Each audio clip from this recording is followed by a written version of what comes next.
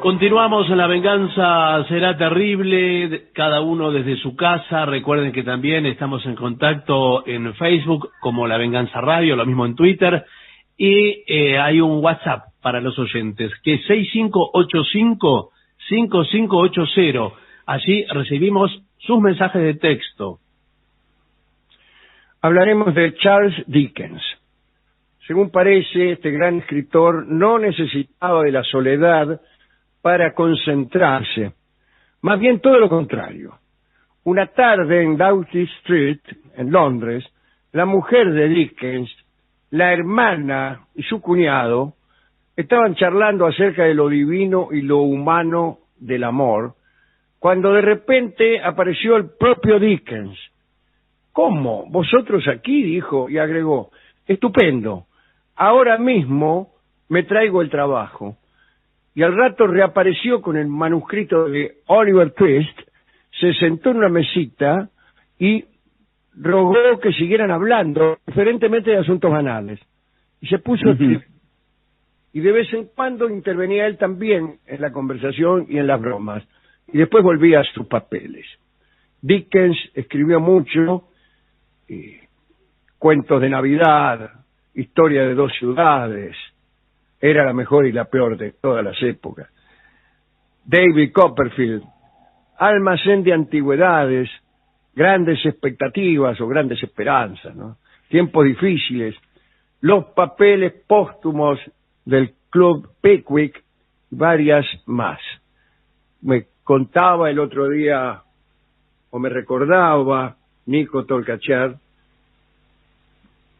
un paseo nocturno realizado hace algunos años en Londres. Salíamos a la noche a recorrer calles ahí al Tum Tum, y en eso pasamos por una esquina donde había una preciosa, un precioso negocio. Precioso digo porque era muy pequeño, pero lleno de objetos hermosos. Y entonces alguien avisó, ¿saben una cosa, amigos? Hace un rato que estábamos observando ahí el este es nada menos que el almacén de antigüedades.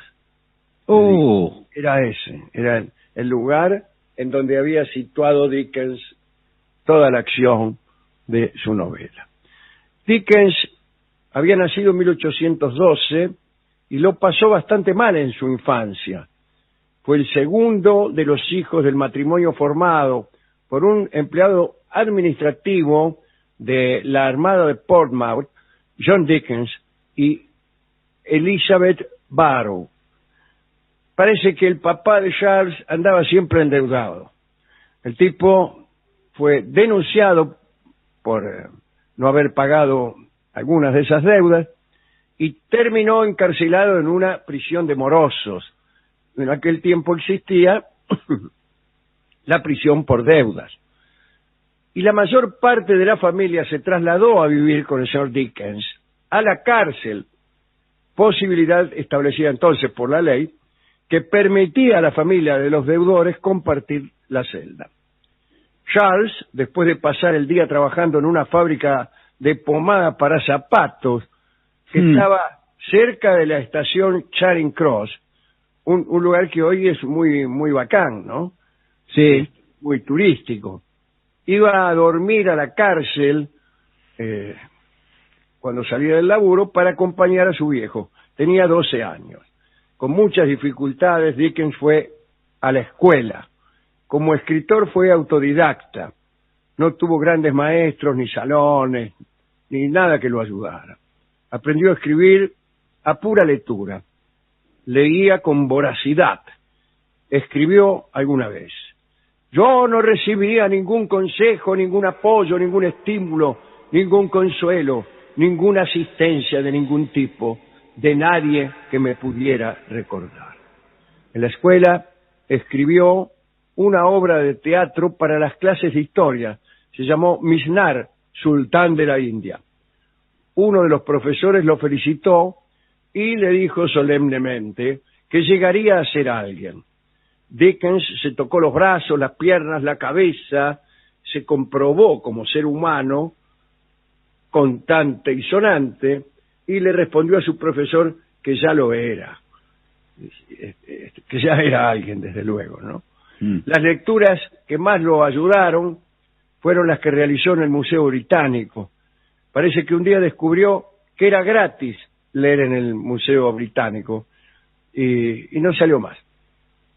A los 17 años consiguió trabajo como taquígrafo, luego fue periodista parlamentario. Primer desengaño amoroso. Charles tenía una hermana, Fanny, que tenía una amiga hermosa, se llamaba Mary Bicknell. Un día salieron los tres a pasear por Hyde Park. De pronto Mary y Charles se escaparon entre los paseantes y dejaron sola a Fanny. Cuando Fanny los encontró, ya andaban noviando y a los besos. Dickens quiso casarse con ella, pero Mary era hija de ricos. Charles sabía que su situación financiera iba a ser examinada. Asustado con algo que podía ser interrumpido, siguió adelante con la relación. Hacían veladas musicales, Mary tocaba el arpa, Charles Dickens cantaba muy bien. Dice la crónica que ella coqueteaba con el modesto periodista, pero reservándose secretamente para un hombre de su clase. Y así fue. Después de muchas canciones y arrumacos, Mary se fue. Dickens sufrió. No volvieron a verse hasta muchísimos años después. Ella era la señora del riquísimo señor Henry Winters. El reencuentro con María fue en 1855 y dejó profundamente decepcionado a Dickens. Escribió: mi angelical e inconsciente amor se convirtió en una señora gorda que habla. Dickens trabajó en el diario Morning Chronicle y allí se enamoró de la hija de un compañero de redacción. La chica se llamaba Catherine Hogarth.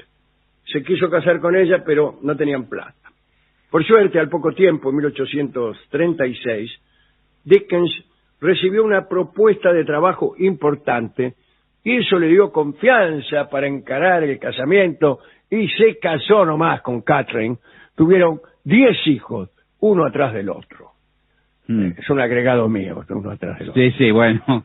La propuesta de trabajo importante se la hizo William Hall, hombre de una casa editorial grande, que le propuso redactar unas historias de aventuras de unos londinenses raros, aficionados a la caza, a la pesca y otros deportes. Las historias irían acompañadas por ilustraciones. Dickens aceptó. La primera entrega se llamó Los papeles póstumos del Club Nimrod de Cazadores Inexpertos.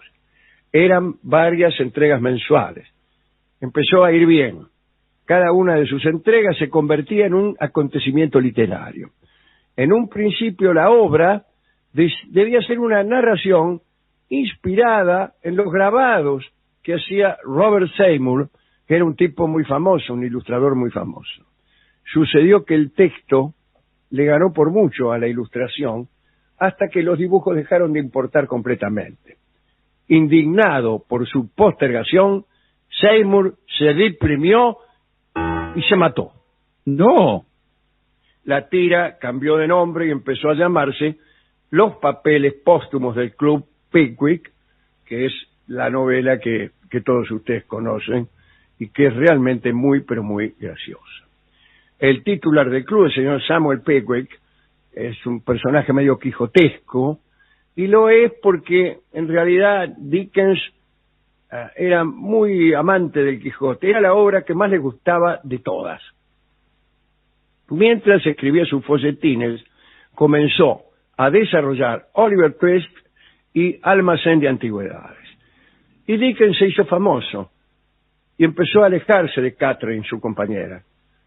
Se separaron cuando Dickens se enamoró de una actriz de 18 años que se llamaba Ellen Ternan. La conoció durante la preparación de una de las obras que escribió junto con su mejor amigo, que era Wilkie Collins. ¿Recuerdan ustedes? El autor de La piedra lunar. Con Collins, Dickens escribió muchísimas cosas. Conocieron muchísimas damas, participaron de reuniones picantes, compartieron incluso experiencias opiómanas y fueron muy felices. Viajaron sin parar, anduvieron por el Vesubio, subieron al cerro Chamonix, anduvieron por muchas ciudades. Collins se vestía mal, con ganas, y esto mortificaba mucho a Dickens. Decía que el descuido de uno les hacía daño a los dos. Collins y Dickens llegaron a ser un poco parientes. Un hermano menor de Wilkie Collins se casó con la segunda hija de Charles Dickens y Catherine, ¿no? Al final de sus vidas, Collins y Dickens se distanciaron, principalmente porque a Collins le siguió gustando demasiado el opio y porque a Dickens no le gustó demasiado la piedra lunar y se lo dijo. La relación amistosa quedó un poco incómoda y dejaron de frecuentarse. Dickens se fue a vivir con su novia, Ellen, la actriz jovencita. La sociedad victoriana no se lo perdonó y Dickens se rajó. Se fue a París, conoció a Alejandro Dumas, a Teófilo Gautier. En Edimburgo, anduvo por Edimburgo como todos los escritores, ¿no?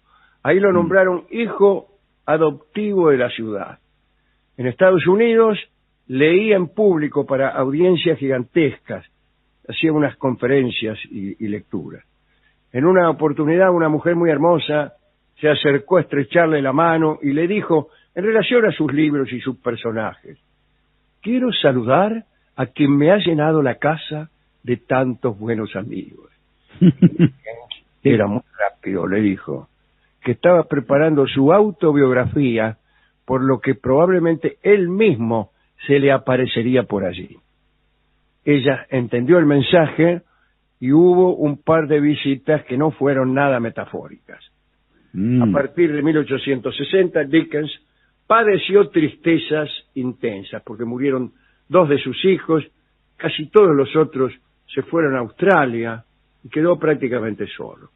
El 9 de junio de 1865, mientras regresaba de Francia para ver a Ellen Ternan, Dickens sufrió un accidente, el famoso choque ferroviario de Staplehurst, en el cual los 7 primeros vagones del tren cayeron de un puente que estaba siendo reparado. El único vagón que no cayó fue aquel donde se encontraba Dickens. Y Dickens pasó mucho tiempo atendiendo a los heridos y moribundos antes de que los rescatadores llegaran. 5 años después del accidente, que lo dejó mal, murió luego de sufrir una apoplejía. Tenía 58 años. Dickens está supongo que será que está sepultado, ¿no?, en la llamada esquina de los poetas de la abadía de Westminster. ¿Qué canción podemos escuchar?